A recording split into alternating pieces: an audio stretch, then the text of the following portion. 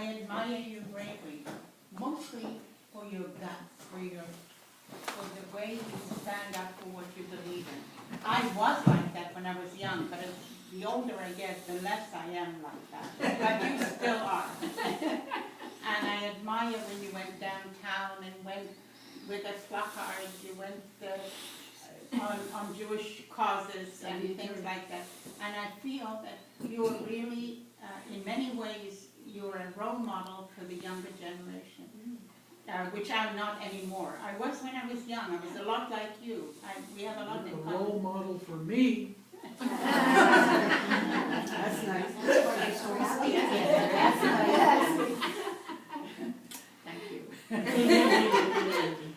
But I just want to say I really appreciate this invitation because I think Lynn must have stood all week cooking.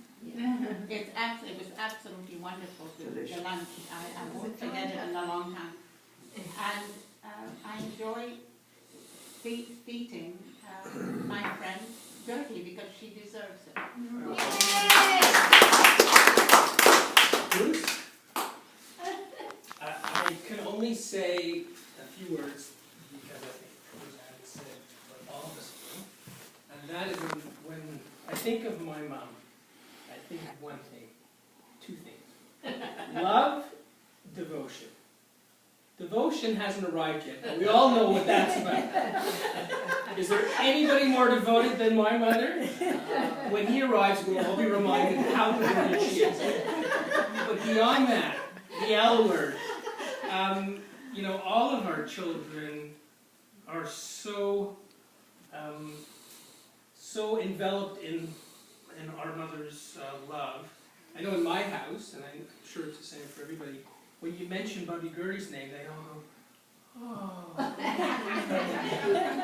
You know, like that cherished doll or toy. But she's a living, breathing goddess for our children and for us.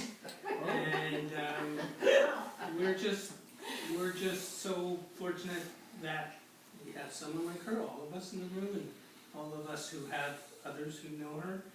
And I'm really excited to see Mom continue to be like Ruth was saying, you know, the go-getter, the example for a whole other generation. It's thrilling to imagine, and for Mommy to be here and to continue to influence and affect our lives, God willing, for many years to come. Amen. Bertha, did you have something you wanted to say? I think This is Stein. Yes. I would like to say that the first time I met Gert, I don't remember whether it was at a Naamat meeting or whether it was in synagogue, but we met, and it was around Rosh Hashanah time, so I always made on the street I lived on Leger, we got together and we made Kiddush. One day at one house and one day at another. It became like a tradition. And so I called Gert and I said, I'd like to invite you and your family for Kiddush. And she said, well, do you know I have 3 children? And I said, yes, it's okay, you can bring them. And there's going to be other children. At the time, though, I was talking to Stephen. I think at the time you had 3. Was Sam was married already? No. I wasn't around yet. Yes, you were. Yes, you were. Okay, 4 children. That's all right. Anyway, so the thing was that she came over and she was surprised to see that there were so many other people there. It was on the street, you know, I invited people. And because some people didn't drive on Yom Tov, so same thing. And she said her mother isn't coming because she doesn't drive. And so this is how it started. And we were together for many causes.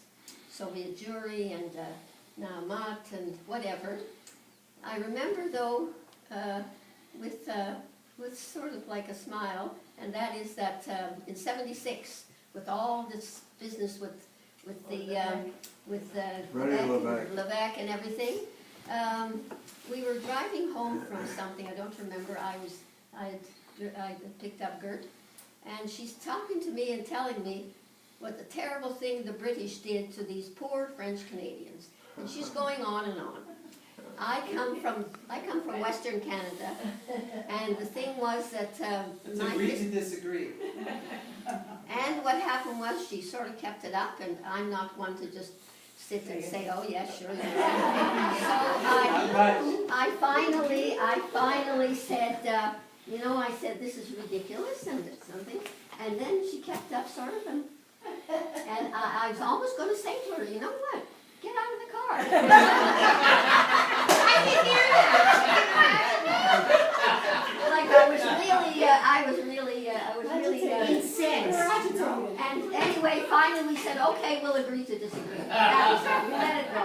And we let it go. But I think that what I've learned from Gert is that when you're friends and you care for each other, you can have differences of opinion. The thing is that you can listen, doesn't mean you do it. We did a lot of things together, and I also have to say that it was a pleasure always to go out to the country when you had and we'd come out to different places, and we really had a great time. It was hard work with Gert. It was always cooking, and when you have a house in the country, it's like you're always next to the stove, and it's always the cooking and stuff like that. But anyway, it was really great, and until today, I would say, and I was pregnant with with Roseanne. I was pregnant with my youngest daughter, and I was looking for a name. Her Hebrew name was going to be Miriam, but I wanted another name, of course. And so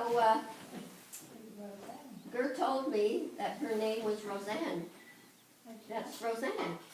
So I said, She's Roseanne to me. And so I named my daughter Roseanne. I like the name. And they're still friends. They call each other. And so that I have to say that it's been a wonderful journey, Gert, with you and Phil, and that's something I'll always remember.